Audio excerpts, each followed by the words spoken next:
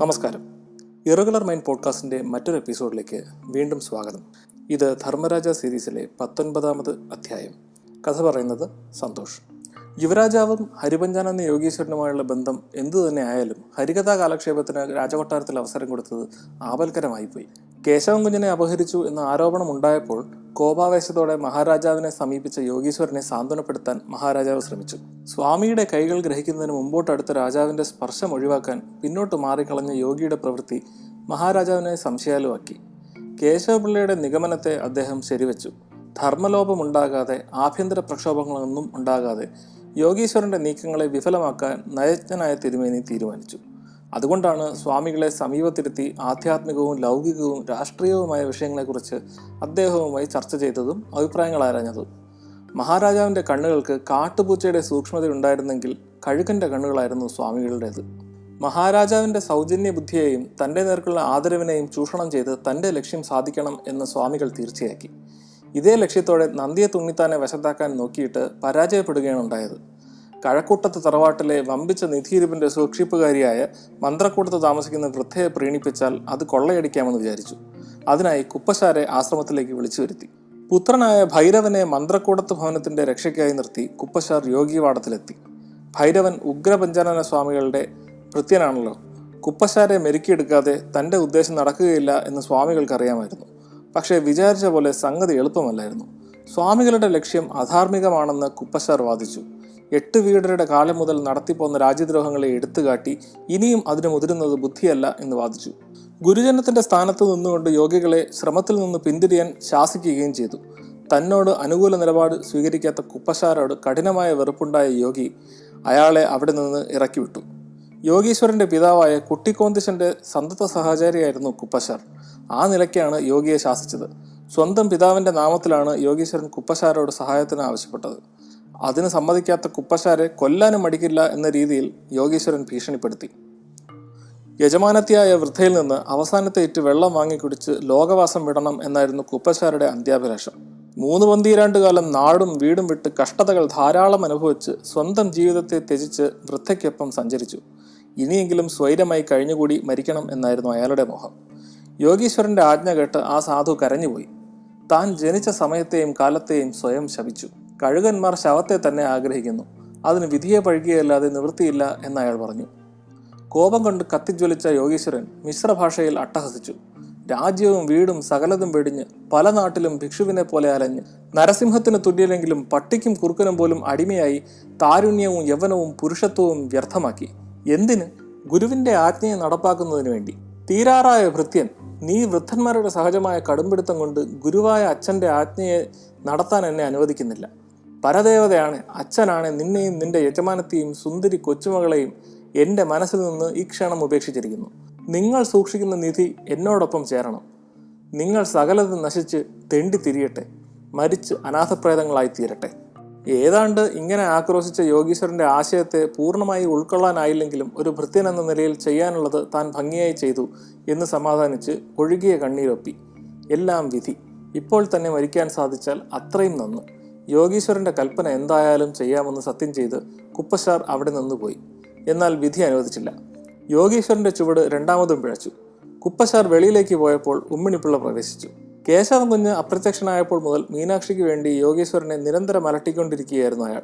മുറിയിൽ പ്രവേശിച്ചപ്പോൾ യോഗീശ്വരൻ കോപത്താൽ ജ്വലിച്ചു നിൽക്കുന്നതായി കണ്ട് ആദരപൂർവ്വം പിന്നോട്ട് മാറി നിന്ന് നമസ്കരിച്ചു. യോഗീശ്വരനെ പറ്റി താൻ നേരത്തെ മനസ്സിലാക്കി വെച്ചിരുന്ന സംഗതികൾക്കൊപ്പം ഇന്ന് അവിടെ നടന്ന കാര്യങ്ങളും മനസ്സിലാക്കിയിരിക്കുന്നുവെന്നും എന്നാൽ ശിഷ്യനും ആശ്രിതനുമായ തന്നിൽ നിന്ന് ആപത്തൊന്നും ഉണ്ടാകില്ല എന്നുമുള്ള സുഹൃത് ഭാവത്തിൽ നിലകൊണ്ടു. ഹൈദരാലിയുമായി തനിക്ക് അടുപ്പമുണ്ടെന്നുള്ള കാര്യം അയാൾ മനസ്സിലാക്കിയിട്ടുണ്ടെന്ന് യോഗീശ്വരൻ അറിയാം. ആ സംഗതി അറിയാമെന്നുള്ള ഭാവത്തിൽ ചിലതൊക്കെ അയാൾ പറയുകയും പ്രവർത്തിക്കുകയും ചെയ്തിട്ടുണ്ട്. കുപ്പശാരുമായി അന്ന് നടന്ന സംഭാഷണം കേട്ടിരിക്കുന്നുവെങ്കിൽ താൻ ത്രിപുരസുന്ദരി കുഞ്ഞമ്മയുടെ മകനാണെന്നുള്ള സംഗതി വെളിച്ചത്താവും. വിജയത്തോടടുത്തുകൊണ്ടിരിക്കുന്ന ശ്രമങ്ങളൊക്കെ താറുമാറാകും. ചന്ദ്രക്കാരനെ പറ്റിയും തന്നെ പറ്റിയും അയാൾ ദൂഷണം പറഞ്ഞു കിടക്കുന്നതായി അറിവ് കിട്ടിയിട്ടുണ്ട്.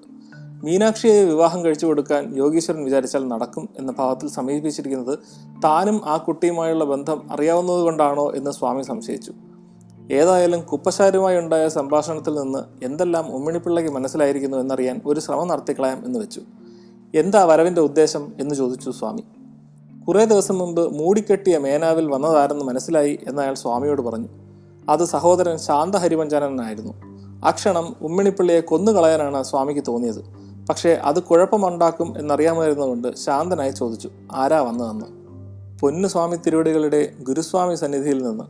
സംശയലേശമില്ലാതെ അയാൾ പറഞ്ഞു. കൂടെ ഒരു അപേക്ഷയും. മീനാക്ഷിയെ കിട്ടാൻ ഭാഗ്യമില്ലെന്നും അതുകൊണ്ട് പകരം ചെമ്പകശ്ശേരിയിലെ കൊച്ചമ്മണിയെ കിട്ടിയാൽ മതിയെന്നും അറിയിച്ചു. ശരിയായ വിവരം കിട്ടിയില്ലെന്ന് സ്വാമി ആശ്വസിച്ചു. കുപ്പശാരുമായുണ്ടായ സംഭാഷണത്തിൽ നിന്ന് മുഴുവനും പിടികിട്ടിയില്ലെന്നും സ്വാമിക്ക് മനസ്സിലായി. എന്നാലും ഗുരുവെന്ന് വെച്ചിരിക്കുന്ന ഒരാൾ തിരുവിതാംകൂറിൽ പ്രവേശിച്ചിരിക്കുന്നു എന്ന് മനസ്സിലാക്കിയിട്ടുണ്ട്. താനും മന്ത്രക്കൂടത്ത് പാർക്കുന്നവരും തമ്മിൽ പൂർവ്വപരിചയമുണ്ടെന്നും കണ്ടെത്തിയിരിക്കുന്നു. തിരുവനന്തപുരം മുഴുവൻ നടുങ്ങും വണ്ണം യോഗീശ്വരൻ ഒന്ന് പൊട്ടിച്ചിരിച്ചു. മുറിക്കുള്ളിൽ അർത്ഥവൃത്തത്തിൽ ഒന്ന് കറങ്ങി. ചിരി കണ്ട് തൻ്റെ ആഗ്രഹം സാധിക്കുമെന്ന് വിചാരിച്ചു ഉമ്മിണിപ്പിള്ള. ഉമ്മിണിപ്പിള്ളയെ മാറോട് ചേർത്ത് സ്വാമികൾ ആലിംഗനം ചെയ്തു. ഉമ്മിണിപ്പിള്ളയുടെ കണ്ണുകൾ നിറഞ്ഞൊഴുകി. ഉനക്കുത്താനപ്പാ അന്ത കൊച്ചമ്മിണി ഉനക്കുത്താൻ, നമത് യജ്ഞം മുടിയട്ടും, ശാന്തമായിര്, ജഗദംബികയെ നല്ലായി ഭജിത്തുക്കോ. ശിഷ്യനെ സ്വാമി സമാശ്വസിപ്പിച്ചു. ആ വാഗ്ദാനം വൃദ്ധസിദ്ധൻ കേട്ടു. അതോടെ വൃദ്ധസിദ്ധനും യോഗിയുമായുള്ള ബന്ധം വേരോടെ അറ്റു. വൃദ്ധസിദ്ധൻ വാസ്തവത്തിൽ കൊച്ചമ്മണിയുടെ ഭർത്താവാണ്. അവരുമായി പിണങ്ങി ദീർഘകാലമായി നാടുവിട്ടു നടക്കുന്ന വേലായുധൻ തമ്പി എന്ന വൃദ്ധൻ ഹൈദരുടെ പ്രതിപുരുഷനായി ഹരിപഞ്ചാനനെ നിരീക്ഷിക്കാൻ നിയുക്തനായ ആളാണ്.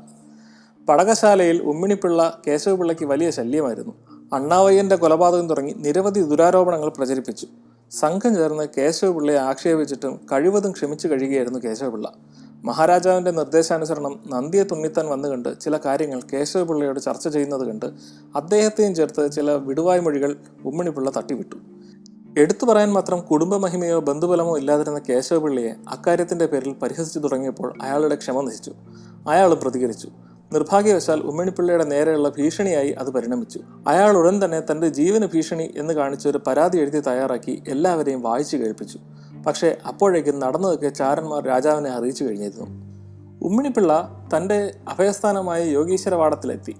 കേശവപിള്ള ഭീഷണിപ്പെടുത്തിയ വിവരം സ്വാമിയെ അറിയിച്ചു. ഉമ്മിണിപ്പിള്ളയെ ഇപ്പോൾ യോഗീശ്വരനും ഭയപ്പെട്ടു തുടങ്ങി. പല രഹസ്യങ്ങളും അറിയാവുന്ന അയാൾ സ്വാമിയുടെ എല്ലാ ശ്രമങ്ങളെയും നശിപ്പിക്കുന്ന ഒരു ഭീഷണിയായി പരിണമിച്ചിരിക്കുന്നു. ഉമ്മിണിപ്പിള്ളയുടെ പരാതി കേട്ട് കേശവപിള്ളയെ പോലുള്ളവരുടെ വിവരമില്ലായ്മകൾ കേട്ട് ഭക്തന്മാർ ചഞ്ചലചിത്തരാകരുത് എന്ന് കൂടിയിരുന്ന എല്ലാവരോടും ഉപദേശിച്ചു.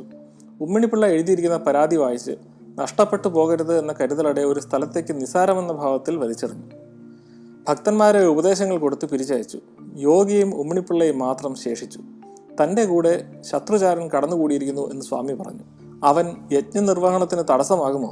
എങ്കിൽ ഉടനെ അവനെ വകവരുത്തണം. ഉമ്മിണിപ്പിള്ള സ്വാമിയെ പ്രോത്സാഹിപ്പിച്ചു. ശിഷ്യൻ സ്വാമിയോട് യാത്ര പറഞ്ഞു പിരിഞ്ഞു. താൻ ഒന്നും ചെയ്യാതെ തന്നെ കേശവപിള്ളയെ നശിപ്പിച്ചു കിട്ടുമെന്ന് കരുതി ഉമ്മിണിപ്പിള്ള സന്തോഷിച്ചു. അതോടെ കൈവിട്ടുപോയ നീട്ടെഴുത്തുദ്യോഗം തിരിച്ചു കിട്ടുമെന്ന്, പിന്നെ കൊച്ചമണിയെ വിവാഹം കഴിച്ച് സുഖമായി ജീവിക്കാമെന്ന് സ്വപ്നം കണ്ട് ചോറ്റുപുര ഇടവഴിയിൽ കൂടി പടിഞ്ഞാറെത്തെരുവിലെത്തി.